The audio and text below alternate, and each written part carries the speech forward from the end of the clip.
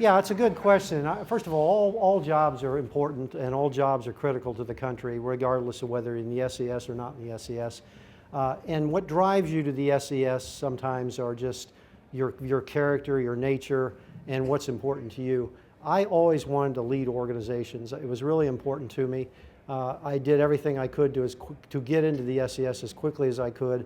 I served in 10 different agencies just because I kept job hopping for promotions because I wanted to get in that SES.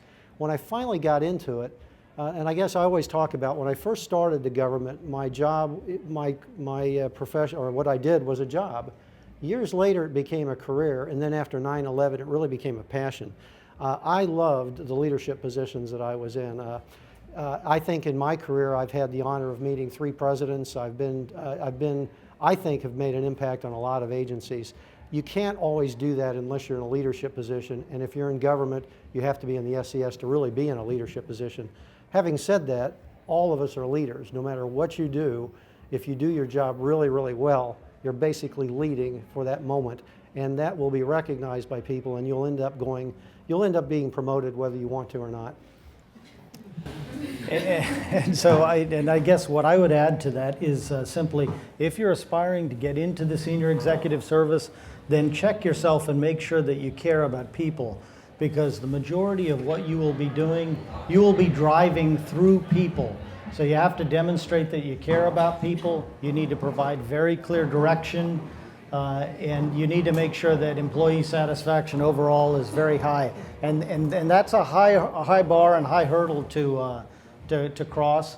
So it's something you actually need to think about. And then I would agree with Greg that we need leaders at all levels. So you don't need to believe that you have to be in the SES in order to lead. At the same time, very much like Greg, I always wanted to lead. I love leading. I love people, and that's why I aspired into the senior executive service.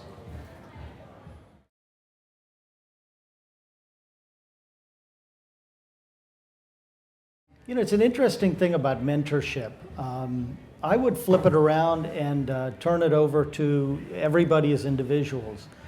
There is something you can learn from everybody. So let me give you an example. I entered the government with the National Science Foundation, $1 billion budget, 1,000 people, really nice mission, very well run, very well automated, and I was a grant and contract specialist. And there was no talk of mentorship, there was no talk of coaching. I had cranked out a couple of grants, thought I was pretty good at it. One day I went to pick up my grants. You pressed about 7 or 8 keystrokes on the computer, and out came a grant the next day. And then I gave it to my boss, and he signed off on it. One day I found a whole bunch of flags on one of my grant jackets. And I thought, what is this? And then the secretary outside said, and her name was Rosa, she said, well, Nick, you got all these things that need to be fixed. And I thought, you know, why are you telling me? You know, aren't you just supposed to stuff them in the jacket and give them to me?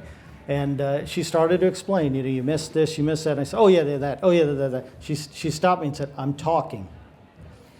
And I quickly realized, and I backed up and I said, first of all, I apologize. And I said, I very much appreciate it. I never would have picked up on any of these things.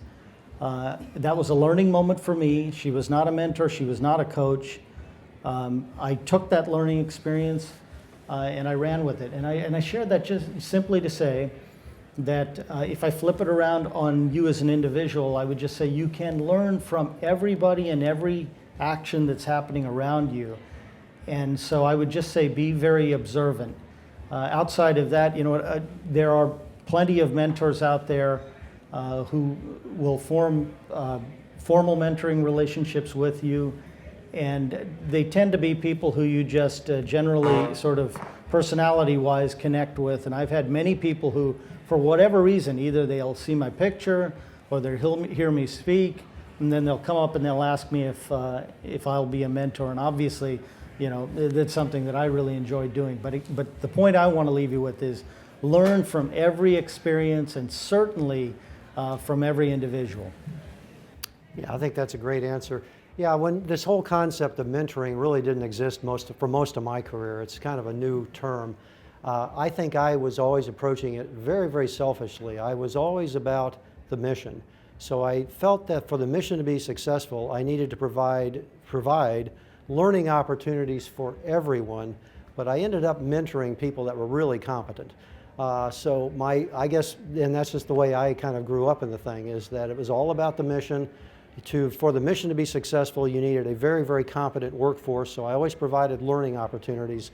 But those stars that started really rising up really got a lot of my attention. I never had, and I'm grateful for it in hindsight, I never had an incompetent person come to me and ask for me to mentor them, because it would have been hard for me, because I really just care about the mission. So it doesn't make me an applicant for sainthood when it comes to mentoring, but it was the way I approached it throughout my career. Nick is the more progressive thinker on this subject. I don't know, I'm just going to add one more point. I don't know if I'm the most progressive thinker on the subject, but in terms of mentoring, I did have one experience, very interesting. Again, very small instances you can learn a whole bunch. There was a lady who came up to me and said, "Nick, I'd like you to mentor me." I kind of laughed, and because I just didn't know what it was all about. How long is this going to take? But I gave her my thoughts. I said, so let me give you my thoughts here in about in 20 seconds. And I said, you know what? You got a lot of capability, but you never smile, and people think you're always angry.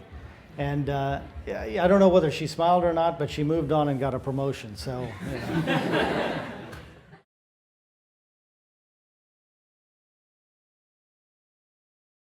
Okay, so that's a great question. You're aspiring to get into the SES. And technically speaking, you can be selected in the SES if you're straight from being a GS-14. In terms of preparation for the SES, what would make you a good candidate?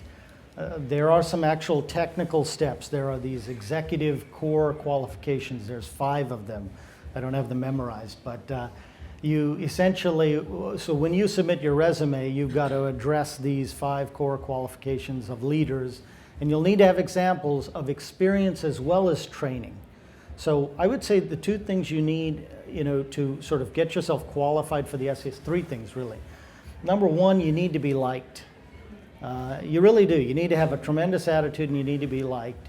The second thing is it is helpful to check some training blocks.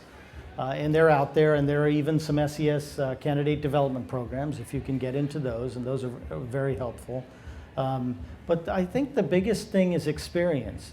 If you can demonstrate that you've led people and you've taken on the big assignments and challenges, you're going to be able to write your resume in a way that makes you attractive as an executive.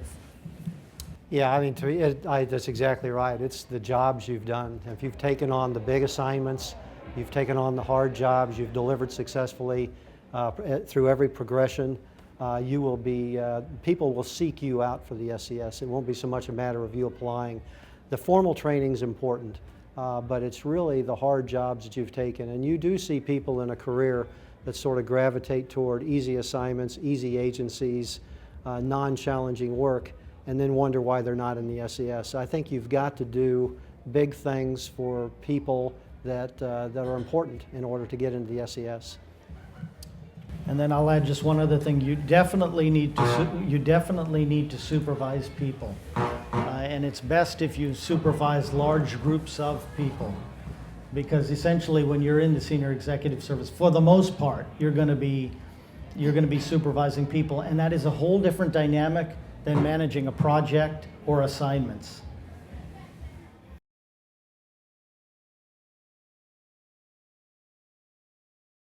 Every agency has its own culture, its own ethos, its own ethics. It's very, very different. DoD has a certain way that they do things. You get out of the car and you're marching into music. It's a very different culture. IRS, they worship rules. You can imagine. They burn incense to rules. I work for the IRS. Okay, well.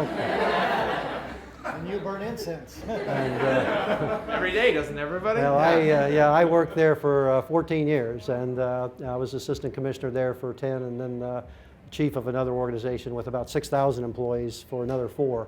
But IRS worships rules. So if you're in procurement, You just go to the IRS and you say it's a rule, and they go, oh my God, it's a rule. They follow it. You go to other agencies, procurement rules are irrelevant. They very much care about environmental law, but in procurement rules, who cares? But every agency is different. What I found is you have to be careful, listen, get the sense of the culture. But I did a lot of listening in those first days. Homeland Security was basically fascinating because the customers that I had at Homeland Security were ex-admirals, ex-generals, ex-judges, an ex-governor. That culture was and is extremely dynamic, and you just have to listen. Most people at DHS right now do not have a common language. You can leave a meeting. You can be in a meeting for 2 hours on the subject of inoperability, leave the meeting and turn to anyone in the room, and you will not get any agreement on what the term means. It's just a different place right now. Yeah, and I guess the only thing I would add to that, the one strand that is actually similar is in our contracting profession, and there's kind of a formula, and that formula applies and holds true regardless of what agency you go to, and it's providing customer service plus adhering to all of the policies and regulation that are out there, plus getting a good deal is really what contracting is all about. It doesn't change from agency to agency. All the things Greg mentioned hold true, and they're very environmental, but at the end of the day, that's the formula for success, if you can pull it off.